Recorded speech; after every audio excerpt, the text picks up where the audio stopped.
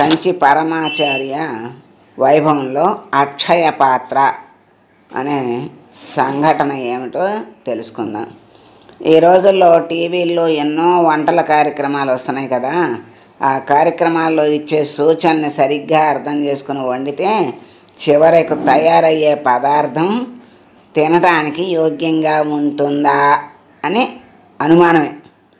కొత్త వంటకాలు ఏవీ లేకపోతే సాధారణంగా చేసే మునక్కాయ సాంబారు లేదా బెండకాయ తాలింపు చేసే విధానాన్ని ఉపయోగించి కొత్త వంటలు చేస్తారు. స్వామివారు పూర్వాశ్రమంలో ఎన్నడూ వంటింటికి వెళ్ళలేదు. సన్యసించిన తర్వాత ఇక వెళ్ళాల్సిన అవసరం అంతకంటే లేదు. కానీ స్వామివారికి నలభీమ పాకంలోని మెలకువలన్నీ తెలుసు. అంతేగాక కొత్త కొత్త వంటలు కూడా ఎలా చేయాలో కూడా మంచి నేర్పు ఉంది. పండరీపురం నుండి తిరిగి వస్తున్నామని చెప్తున్నారు.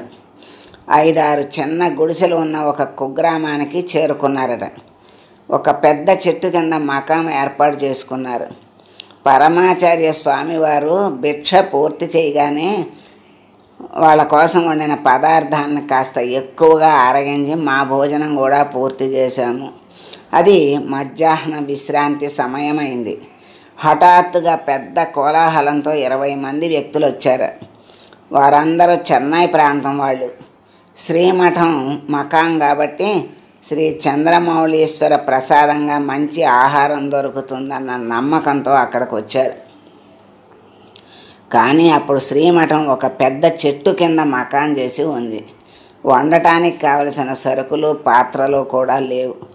ఇటువంటి విషయాల గురించి మహాస్వామి వారు ఎక్కువగా కలత చెందేవారు కాదు. ఆకలితో వచ్చిన వారి కడుపు నింపటమే స్వామివారి లక్ష్యం. బ్రహ్మచారి రామకృష్ణన్ అని స్వామివారి ఆంతరంగిక సేవకుడు ఉండేవాడు. అందరికీ ఆహారం తయారు చెయ్యి అని అతన్ని ఆదేశించారు స్వామివారు. రామకృష్ణన్ చేతులు నలుపుతూ నిస్సహాయంగా నిలబడి మన మకాన్ తరువాతి ఊరికి వెళ్ళిన తరువాత వారికి వండి పెడతాను అని తెలిపాడు. ఇబ్బంది ఉందని పరమాచార్య స్వామివారు అర్థం చేసుకుని బియ్యం ఉందా అని అడిగారు. ఉంది అని. కాస్త పెసరపప్పు కూడా ఉంది. అయితే ఇంకేం, నువ్వు ఏం చేస్తావంటే బియ్యాన్ని నానబెట్టి కడుగు, ఆ నీటిని మరొక పాత్రలో సేకరించు, దానికి కొద్దిగా ఉప్పేసి నిమ్మకాయ పిండి నారత్తయ్య ఆకులను కత్తిరించి వెయ్యి, ఇది మజ్జిగ అవుతుంది. పెసరపప్పును ఎక్కువగా నీరు పోసి ఉడికించు, నీటిని పప్పును వేరు చేసి ఆ వేడి నీళ్ళకు నిమ్మకాయ వెయ్యి, ఇది రసం అవుతుంది.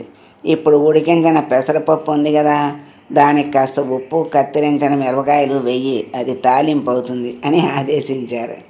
అరగంటలో మొత్తం సిద్ధమైంది. ఈలోగా అతిథులకి భోజనానికి ఆకులు అవి సమకూర్చారు. మొత్తానికి షడ్రుచుల నాలుక కోసం అన్నం, పెసరపప్పు తాలింపు, రసం, మజ్జిగ తయారు చేశాం. ఇది మృష్టాన్న భోజనం అన్నారు ఒక అతిథి. దేవామృతం అని మరొకరు చెప్పారు. ఇంతటి రుచికరమైన భోజనాన్ని ఇంతకు ముందెన్నడూ తినలేదు అన్నారు మూడోవారు. ఈ మాటలను విని మాలో మేము నవ్వుకున్నాం. అది పరమాచార్య స్వామివారి వాక్కు వల్ల కలిగిన రుచి అని మాకు తెలుసు. ఆతిథ్యం అన్నది